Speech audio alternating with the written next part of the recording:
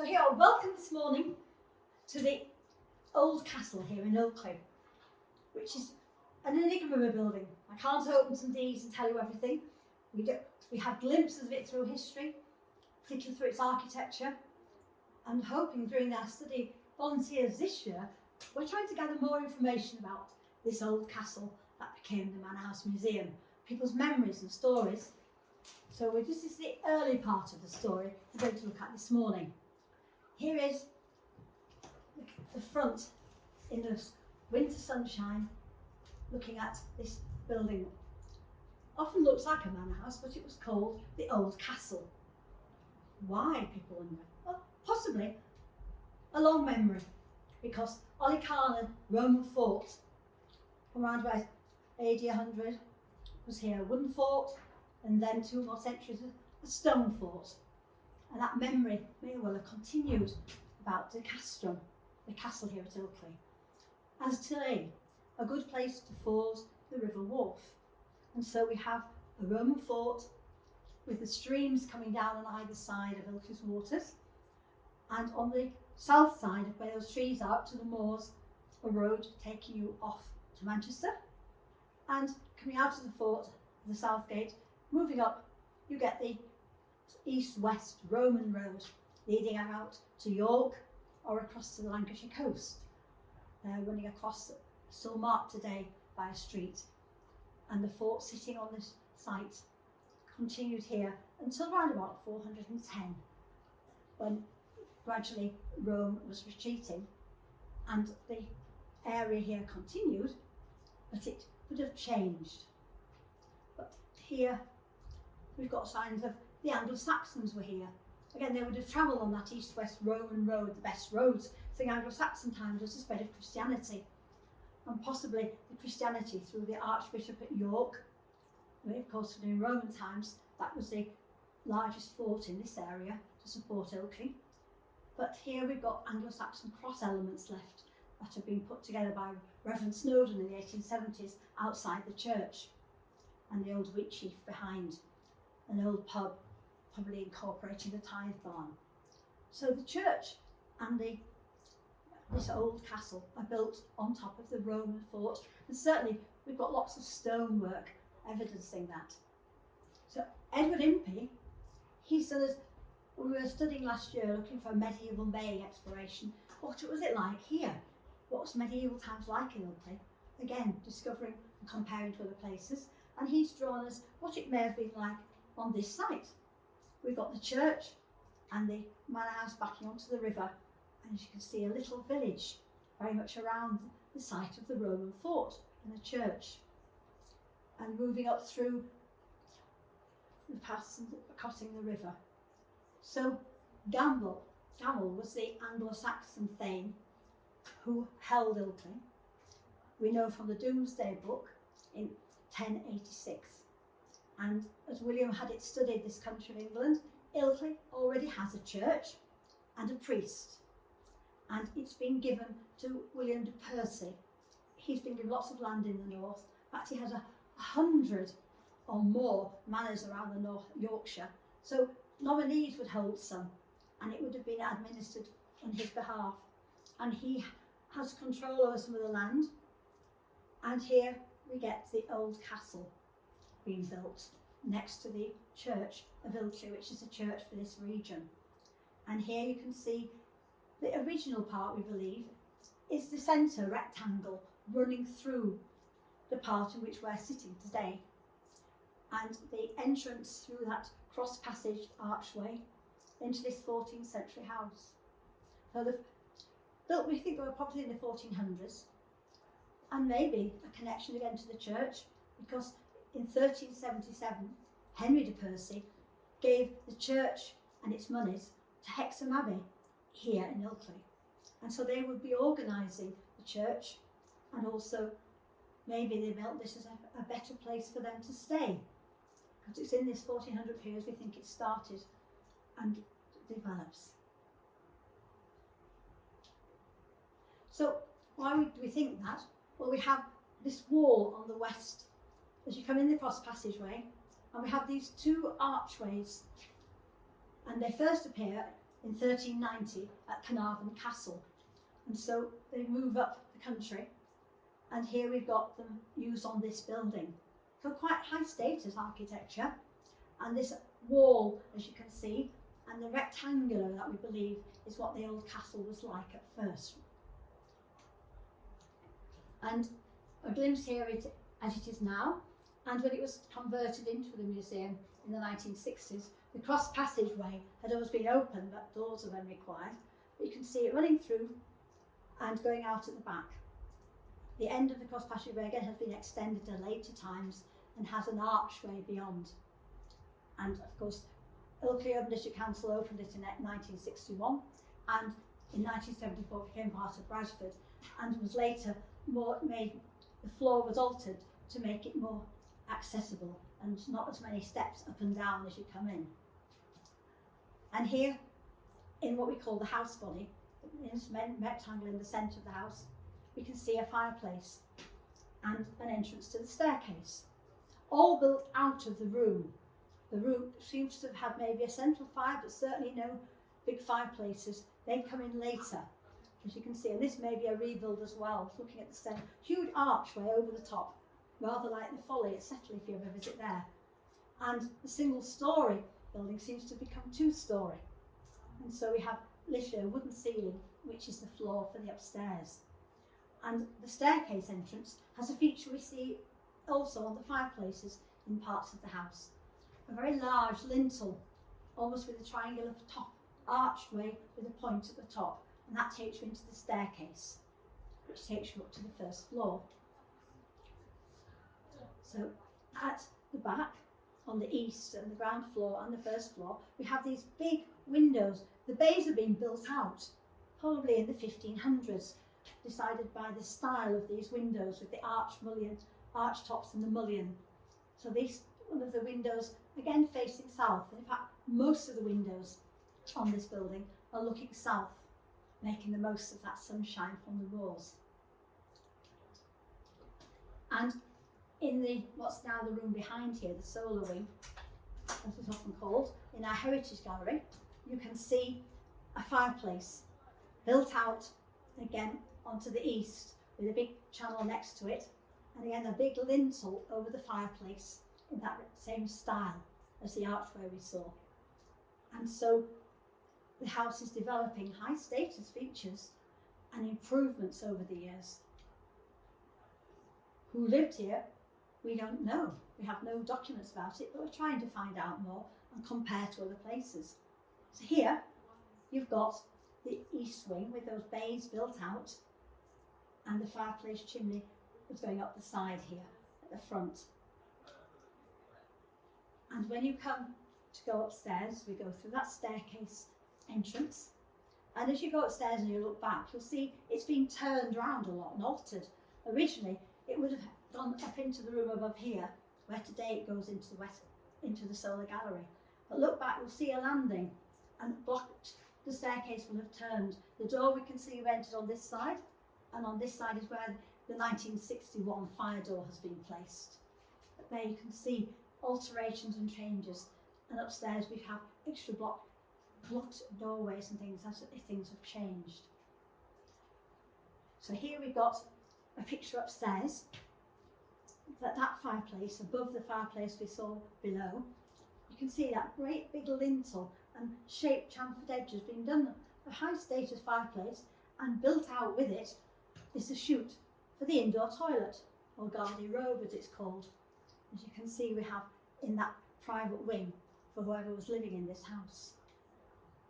And there, outside, on that east side, is the exit from that garde-robe. And you can see all the stonework, the chimney being built out on that garde-robe, all look to be matching. So here we are, looking upstairs. So at the south end again of what's now the solar gallery, as we call it. And you will see, again, that beautiful arched window with the mullions. The windows at the back, on the north side, are a little different. Maybe earlier, maybe alterations from something. And of course in the 60s they put in a window of wood to try and make it look like a 17th century house. Again, big window sills and rather mixture. The front of the house is better dressed stones often. The back seems to be more rubbly, perhaps using more of the stone left from the Roman floors. And upstairs, there you can see the beams. As you can have a look into the very top of the stairs, we're looking back to that southern window on the first floor. Today, they have been left open so we can see the whole of the roof. But originally, it would have had joists and beams and had a room, a small area up on the first and second floor, and this first floor, possibly the private quarters or an entertaining space, again with that big fireplace that we've seen. And here we can see at the south end, there you can see a stone man holding up those beams, which some of them have still some Roman numerals left on, possibly from when the joiner made it to know how to put them back together inside. Or was it reused? We don't know. And here we are having a look in the top of the stairs here. It's an earlier time when the museum first opened. But again, you can see, looking at this, we've moved into what we call the Western Gallery today, the room further back. No windows on the north side, small windows on the south, and we've got this strange gallery that comes up. So maybe this is something from earlier times. Maybe some say, looking at it, it looks like the doorway, perhaps when it was a single story building, was for a minstrel gallery. Certainly that staircase takes steps to get into it from this floor and steps to rise from it from the corridor which sits over the cross passage. And also in 1835 it's described as one of the 3 superior lodging houses in Ilkley. It has a stone roof on it.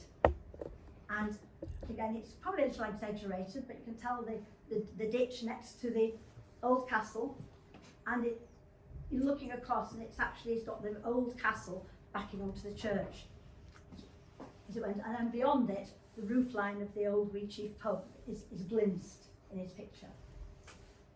So it's been this relationship somehow between the church and this building, and the old church, an Anglo-Saxon church using the Roman stones, and the 1500s, the 16th century tower, and again its north wall is older. I think it has had improvements here. It's just been improved in 1861 and extended. So now has 4 nave windows and coming out. But again, it's down at the edge of the village and this old castle next to it.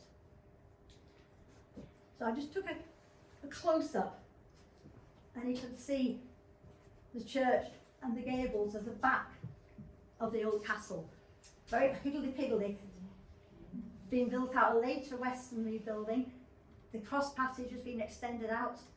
Its windows aren't quite as they were, and who knows, was it that dilapidated? It looks like it's got holes in the roof and things, but there it is, Girton's picture, done the year before he died.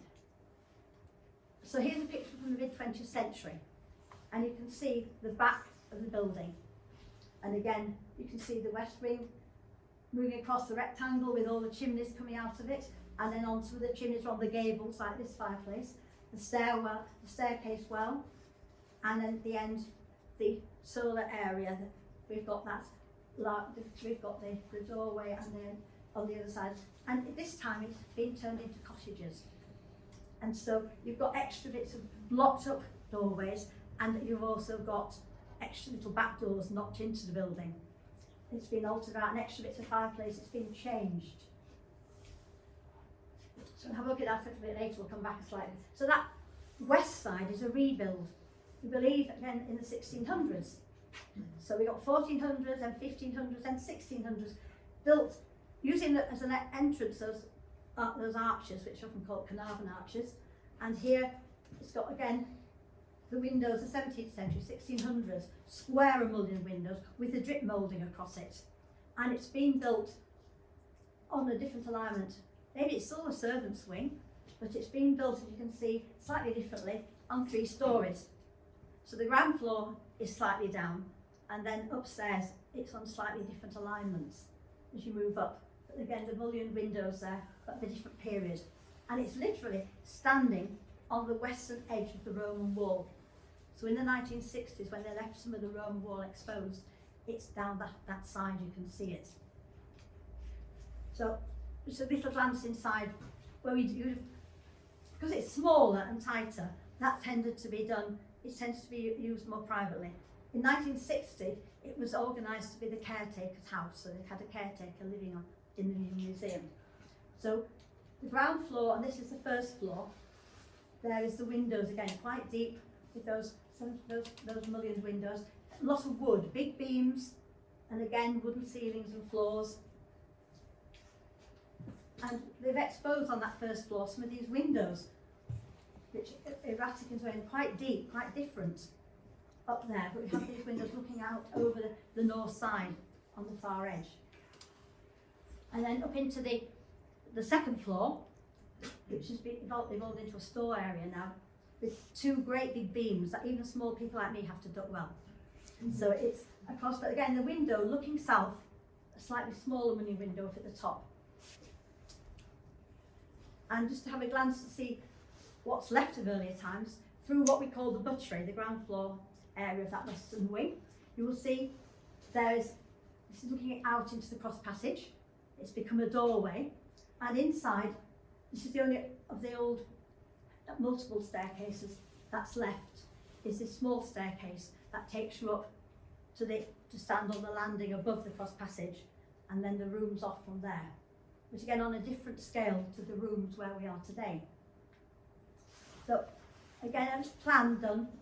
There's a lot more detail on boards out in the cross passage, and we're hoping to learn more about this, and with volunteers' help to do more research about who lived in these. But you can see it's become 5 cottages. So again, the survivor, because it's been redeveloped, obviously the Middletons didn't need it as under the hall, and so it's been split.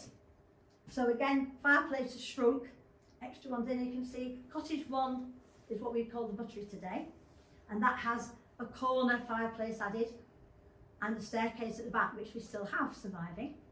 Then cottage 3 behind it, which is a slightly different plan, but again, on the outer wall, an extra chimney put in, and there's another staircase added. So these ones, that's their living areas. And then all 5 cottages share at the back of the cross passage, in that little extension bit, is 1 pot sink with cold water. And leaning at the back of the west, you can see 3 outdoor toilets. And that continued until the 1950s. And you can see the largest cottage is what we're sitting in. So here is cottage 5.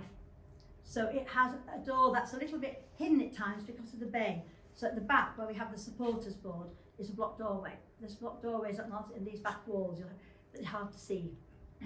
But then this is the largest cottage, so it actually has more split up rooms off it. And again, because they've shrunk, the fireplaces have changed, there's room to have a back door knocked out and things have been altered. And they have, on top of the castle hill, they all have their own little allotments and gardens ongoing. And then here we've got cottage at the end, 1, 3, 5, 7, 9. And 9 is kind of like a lean-to. They've used the boundary wall from the churchyard and then slotted another cottage in, slightly protruding. So if when you walk along the front, have a look at the far east end of the building, you'll see there's some stonework much cleaner than the rest because it was covered for several hundred years.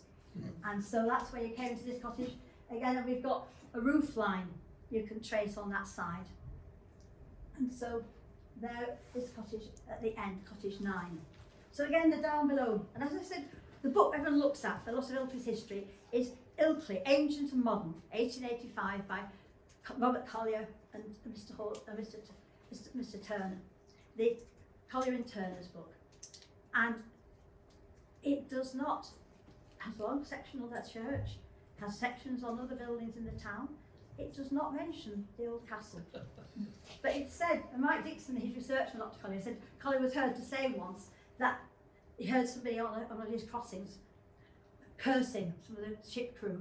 He said, they might even equal the curses you hear down at the old Castle Hill. So he didn't write about it. It was 5 cot dwellings. And by the 1867 land sales, when the plans are drawn out, they've got this new grove and villas up to the west. This is in the collection below the railway line. And it's down market, multiple people living here. And so he doesn't give us a history of this building. He doesn't mention it in his book. So we're always looking to see, but again, hopefully more people can look in documents of some of the families who've owned land in Ilkley, like the Wards, and see if there's any mention at all. And the group who study the Middleton papers tell us there's not much mention of this either. It's not one of their buildings that we hear much going on about it, or they've not found bills about it. But there we are. They say 5 cottages, which we can still see the evidence of today. So just a few of the pictures that then got developed. 1860 here, 60s, here is a glass slide, looking at the old castle and coming through the archway off Church Street. John Shuttleworth, I mentioned, he's the founder of the Gazette in 1861 and a photographer, and he takes pictures of what he knows could be wiped out by the land sales starting in the future, because the railways arrive now, and there's talk about Miss Peter Middleton selling Ilkley. That's another story I told last year. But here we are, the old castle, and there's what's claimed to be the oldest shop standing in the courtyard there. And again, it's all set, you can't see, but you can see that 1 and 3's doorway, and in the shadows there, the cottage 5, and 7 and 9 are not in this picture, you can't really see them, and a lot more chimneys. So, the Middletons have been holding it with 1650s and 60s, the Manor of Ilkley, and they've started to have land sales in 1867, and they've had it laid out, which is the skeleton of the town as it's grown into today.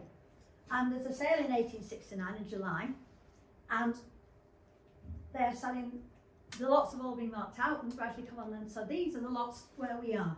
They're selling the Rose and Crown and selling the ancient castle, and it's been up for sale. And then this is a report from an agent telling you about the sale. And as often happens, not everything sells, it sells gradually later and people buy the plots. But here we can get a little glimpse, as you can see. The more valuable is the Rose and Crown, which is called, it's the rebuild now of what's called the Black Hat. But there's the Rose and Crown for more money. And Mr. Douglas of the Hall actually gives us one of the artefacts of the Roman tomb that was found in that ground if you explore in the other room. And so it's bought by, as you can see, a draper from Bradford has bought this castle. And another report said he's going to improve it from its ruinous state so that the tenants will have a better home. And so here, this is when it moves out of being part of the Middleton estate. And is, again, but it's still being used as tenancies with 5 in it. And when we looked at that picture of 1847 land, I forgot to mention the village on that tide map. On the edge of the village is the Wesleyan Chapel from 1834. And in the 1890s, Ilkley's got an antiquarian and a society ambitious to have a museum. And they would like to take this on, but with the owner with 5 tenancies in, they couldn't afford the price of it, and they buy the old chapel. And that's where our first museum opened in 1892. But by the 1950s, there was the hopes that their ambition could be made to make this into a museum. And so it does actually become a museum, which so we're going to be unfolding through the year and changing the pictures to tell more, we hope. So now, just a few more pictures. When postcards come along, those pictures that John Middleton John Shuttleworth took are very useful because you can produce postcards of them, slightly cropped differently and showing different. So it keeps on coming out, this old castle image can get reused. And an 1890s picture, we think. Here we're looking from a little higher, maybe they were across in Ivy House at the back of Church Street looking this way, but you can see the cottages. 1 and 3 through the doorway, 5, and then you can see they've got the cottage here as 7, which is the next room. We're sitting in 5. Next room is the cottage 7, and then at their lean-to, again you see the side doorway, is the cottage at the end, number 9. And we've put a little information out for you to have a look at the Robinsons. And that's a little sign, the Robinsons there are offering in this next door, they are offering refreshments and accommodation, particularly specialising in cyclists. And so the girls are outside, as you can see, they've got the windows can open and they can serve out onto that little structure outside. So, and we certainly know in the 1850s, from an accident reported in a newspaper, a chap called Jonathan Smith has one of these cottages and he's a lodging housekeeper. So they're actually taking visitors into these small cottages. And here is a picture of Mr. and Mrs. Robinson, taken before the First World War. The actual date is so debatable, but there they are standing outside their cottage next door. I've been really happy. Well, if you're standing still waiting for that exposure to come. Yeah. And I mean, Richard and Elizabeth here, Richard, when he dies at 72, is still working part-time as a labourer for the council. So that's the kind of people living here in this area. But they are taking, and again, they're taking in people who are not staying in the big lodging houses and the spa hydros. They're staying, coming to Ilkley for their health and enjoying being here. But there's the Robinsons. So again, we'll just see if we can find more about it. In 1891, they have their son living with them here, and by the 1901, when these 5 cottages have some 28, 29 people living in them, their son has now got his own family next door in number 9. And there are lots of Robinsons around this area, all running cafes and things, and there's even some Robinsons in what became known as Castle House, the Low Farm. And according to the census, she's had 3 sons and 7 daughters. That's right. 10 children. Yep. So we needed someone to go and have a look in the baptismal and also in the burial records to see how many of them grew to being actually adults, and see if it tells us more information about that. So again, it's lots of lines of research, but we need people's help to do that, to try and fit in what we think was going on and learn about these people living here in the cottages and see if we're comparing to other places. So here's an early 20th century picture taken from Bridge Lane. You can tell it's because on the far side they started building, New Brook Street has appeared and new bridges then, so there's some more buildings there, and the Wheatsheaf is still beyond with its long back dining room that could have 200 at shortest notice, which we think is on the footings of the tithe farm. But again, you can see it's cottages. Cottage 1, all its windows are out to the south to the front. Cottage 3, the windows are down the side, looking out over the back, and you can see the cottages there on the way through, and more buildings have been built next in the castles. We have even numbers now in Castle Yard, as well as the old castle's odd numbers.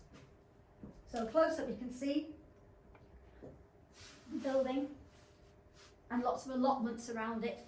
It's not high status looking now, is it at all? Not the kind of place to have an indoor toilet. Still the 3 outdoor toilets there, and across there you can see the back of the house. And again, you can see how Girton put the church and the building so close together. For certain views, they are very connected.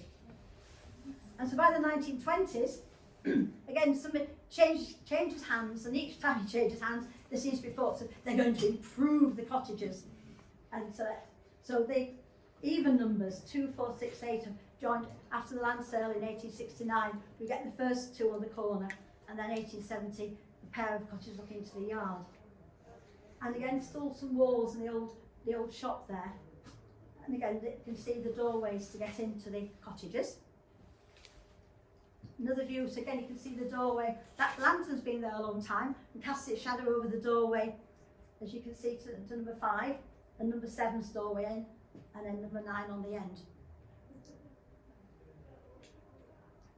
So moving through the century, you can see looking at much more ramshackles, different buildings going on, and the area, and undercakers and joiners, which seems to evolve into the garage that we get today, and the old castle there. Again, pictures actually taken from the graveyard.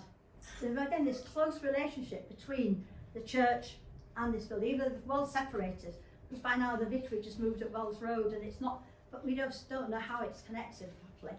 But taken across there, and in 1955 it's declared unfit for internet sanitation. There's 3 outdoor toilets sharing a single tap, and it's suggested by the Ilkley District Council, shouldn't it be demolished? And the surveyor saying it would make a great place for a little block where OAPs could live right in the centre of town. And so we're going to be evolving more of that story, we hope, during this spring and summer, and then we can update the display. But people say that old manor house, people don't want to see it demolished. They don't want to lose it. And so they object to this and say, keep it. Why couldn't it be a museum? And by this time, Percy Dalton owns it, and he's spoken to, and he actually says, well, if you want to make it a museum, you can have it. he's going to donate it to the people of Ilkley. And they talked to the Ministry of Works to get some plans and studies done, and they also have taken a loan. Percy Dalton loans them some money as well, which eventually he gives them because they're not getting very far in paying it back. And so he's there, and so you can see the study. It's looking more cleaned up. It's been studied. The oak shop and the houses there, and the old castle, and so work was proceeding by 1960 to turn it into the museum, a folk museum. So again, that view from the cemetery, obviously again affected. So here is the opening on the 8th of July 1961. Percy Dalton opens it, of course, having given it to the town, and it begins life as a museum, which hopefully will explore more information to find people who remember coming. Do they remember coming through the turnstile to get into here? Talking, and it was, of course, it was part of the Ilkley District Council, run by the Libraries and Museum Department at the council. Because the museum had been over the library in the past. So here it is with a bit of grass in front, slightly changed round, but the old castle, now called the Manor House Museum and Art Gallery. So it has survived and been reinstated in its position in the town by 1961. And Bradford, of course, with the local authorities reorganisation, take over Ilkley District Council in 1974. And so then they hold their museum thereafter, and it continues until they decided to cut back on how many museums they have. But luckily, it had developed a friends group, and they helped to encourage people on the fight to save the old manor house yet again. And it has, thanks to having been regarded as important for the community, and we now have a trust running it and volunteers. But that's why we need lots of events here and the help of people's time and donations to keep this running. So we still enter through, and it's decided when the blue plaque started in 2004, the second blue plaque was put here on the manor house. So again, it still stands outside. And so today we still have this building which we can all love and enjoy, and hopefully more and more people will get involved in helping to continue it. You have an opportunity to join the supporters of the Ilkley Manor House or becoming volunteers, however you find you can help with it. And here, in last summer, sitting in the sun, and reopened fully after COVID with extra things in the courtyard, because of course we used the courtyard around the post-COVID times before we could come back and use the house. But here we are, still enjoying the old manor house of Ilkley, and we hope to continue doing so for many, many times longer. Bravo. Thank you. Thank you.